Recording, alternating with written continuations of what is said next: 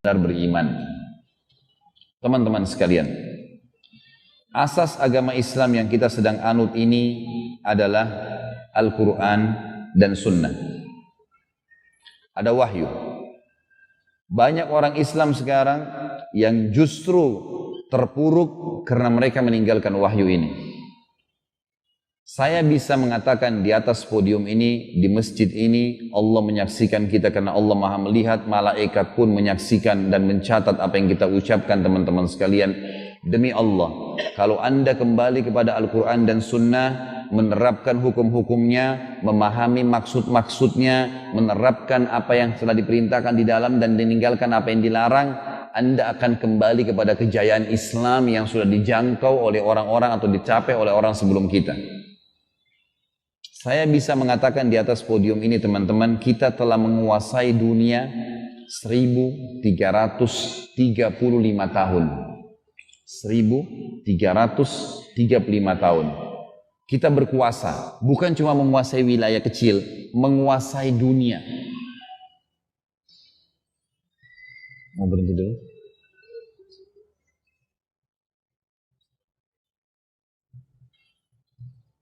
Baik, karena 5 menit lagi azan, maka kita akan break untuk sholat, setelah itu kita lanjutkan.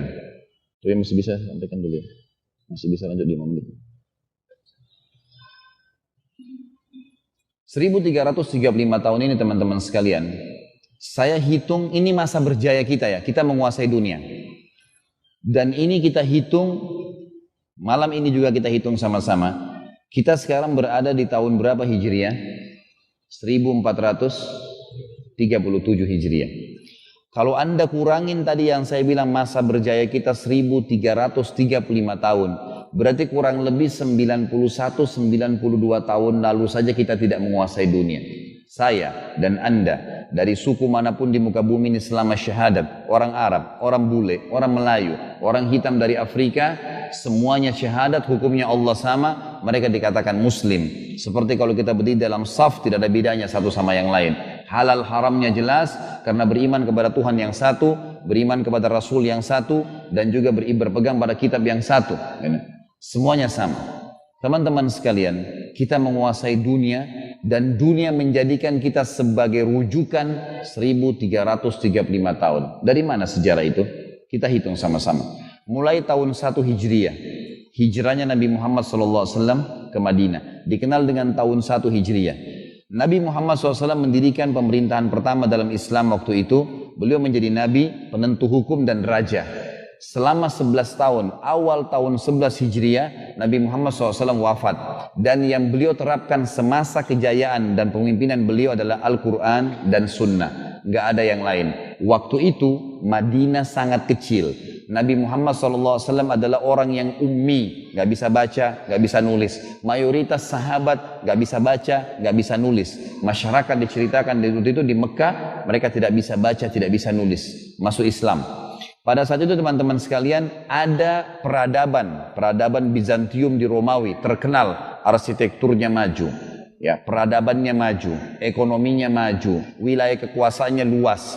Di sisi baratnya Jazirah Arab, di sisi timurnya Jazirah Arab ada Persia, arsitekturnya maju, peradabannya maju, ekonominya maju, pasukannya kuat.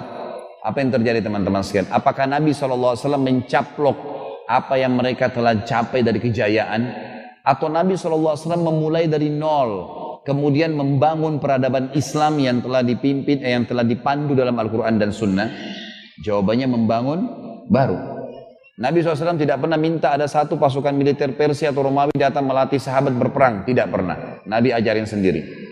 Nabi SAW tidak pernah memanggil mereka, arsitek mereka untuk membangun kota Madinah. Sama sekali. Tidak pernah. Yang Nabi SAW lakukan adalah Nabi SAW membangun peradaban pertama. Al-Quran dan Sunnah. Dan berhasil. Datang Abu Bakar. Abu Bakar berkuasa 2 tahun. Tahun 11 sampai tahun 13 Hijriah. Datang Umar 13 sampai 23, 10 tahun. Datang Utsman 23 sampai 37. Datang Ali 37 sampai 40. 40 tahun pertama dikenal dengan masa kenabian Nabi SAW, dan 10 tahun pertama, 30 tahun kedua, 40 tahun tepatnya, itu 30 tahun kemudian masa Khulafaur Rasyidin. Dan di zaman Umar bin Khattab tahun 14 Hijriah, beliau dinobatkan jadi khalifah tahun 13, tahun 14 Hijriah diutus pasukan jihad menuju ekspansi, jihad ekspansi ke wilayah Syam, takluklah Palestina, Yordania, Lebanon dan Syria, kemudian wilayah Asianya Turki, kemudian Amr bin As masuk ke Mesir dan terbuka Afrika pada saat itu di tahun 14 Hijriah. Setengah dunia bagian barat Jazirah Arab bagian barat sudah dikuasai. Tahun 15 mengutus pasukan dipimpin oleh Sa'ad bin Abi Waqqas menembus Persia, Irak, Iran, Rusia, Afghanistan, sebagian wilayah India. Ini dikuasai oleh kaum muslimin tahun 15 Hijriah. Setengah dunia, timur dan barat Jazirah Arab dikuasai oleh kaum muslimin. Kemudian dari zaman Uthman bin Affan ekspansi lebih besar lagi di Afrika. Zaman Ali menyelesaikan konflik internal yang terjadi. Teman-teman sekalian, yang perlu saya titik beratkan, kita tutup dengan kata-kata ini, saya lanjutkan nanti setelah sholat Isya insya Allah. Abu Bakar, Umar, Uthman, Ali tidak punya ijazah politik dari Amerika karena Amerika belum ada pada saat itu. Tidak punya ijazah ekonomi dari Eropa karena Eropa belum ada pada saat itu. Lalu mereka berhukum dengan apa? Mereka menguasai setengah dunia, apakah berkuasa begitu saja bergulir tanpa sebuah sistem ekonomi, sosial, politik yang bagus? Teman-teman sekalian, buka mata Anda, kita punya sebuah dustur. Dustur itu sebuah rujukan yang dunia pun harus berkiblat padanya. Al-Quran dan Sunnah, bukan cuma untuk kita.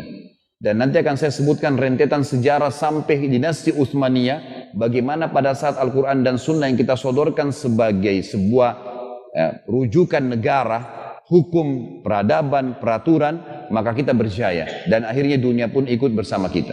Allahu a'lam. Nanti kita lanjutkan sebentar insyaallah. Subhanakallahumma bihamdika asyhadu an la ilaha illa anta astaghfiruka wa atubu ilaik. Assalamualaikum warahmatullahi wabarakatuh. Assalamualaikum warahmatullahi wabarakatuh. Alhamdulillah wassalatu wassalamu ala Rasulillah. Segala puji bagi Allah Subhanahu wa taala, juga salawat dan taslim besar Muhammad sallallahu alaihi wasallam.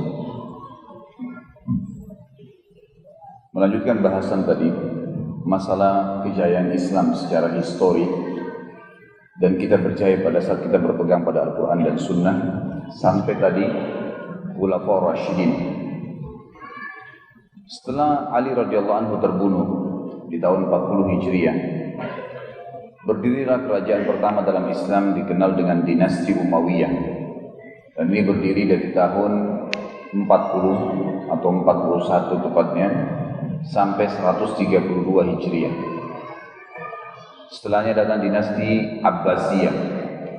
Abbasiyah dari tahun 132 Hijriah sampai 656 Hijriah. Setelahnya datang dinasti Utsmaniyah dari tahun 670 Hijriah sampai 1335 Hijriah. Semua ini adalah masa kejayaan Islam. Dan pada saat itu teman-teman sekalian, sampai 92 tahun yang lalu saja kita telah menjadi rujukan bagi dunia. Seluruh dunia menjadikan Islam sebagai rujukannya, sebagai panduan, contoh dalam ekonomi, dalam ilmu pengetahuan, pendidikan, dalam masalah sosial, dalam masalah politik. Saya punya data, masih manuskrip tulisan, dan ini ada sekarang disimpan di museum-museum di Turki. Bagaimana waktu masa kejayaan Utsmaniyah dulu, negara-negara Eropa, ratu-ratu mereka itu menggunakan cadar. Bahkan di situ ada gambar-gambar yang diangkat yang memberikan gambaran kepada kita bagaimana dulu kerajaan-kerajaan Eropa mencontohi kerajaan Islam. Ratu-ratu mereka pakai cadar karena ratu-ratu Islam pakai cadar. Dan setiap kali kapal-kapal perang Utsmaniyah lewat di wilayah-wilayah Eropa yang belum menganut Islam, mereka tidak berani membunyikan lonceng gereja mereka.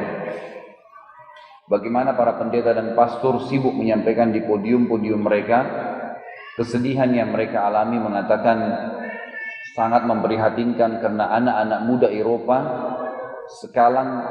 sekarang ini menjadikan umat Islam sebagai panutannya. dari pakaian, cara jalan, bahkan merupakan sebuah kebanggaan kalau ada orang non-muslim yang bisa berbahasa Arab.